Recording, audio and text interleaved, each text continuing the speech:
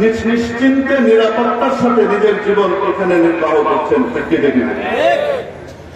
ধর্মীয় সংখ্যালঘু হওয়ার কারণে আজ পর্যন্ত সংখ্যাগুরুরা কারো উপরে আক্রমণ করে ধর্মীয় দাঙ্গা তৈরি করেছে, বাংলাদেশের নজর নেই। ঠিক কি ঠিক না?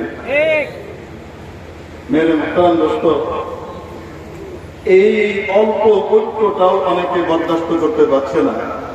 এই জন্য আমাদের দেশের একটা অংশ পার্বত্য চট্টগ্রামকে নিয়ে ষড়যন্ত্রে মেতে উঠেছে, যে কোনো মূল্যে এটিকে খ্রিস্ট রাষ্ট্র বানিয়ে আমার দেশ থেকে পৃথক করতে হবে।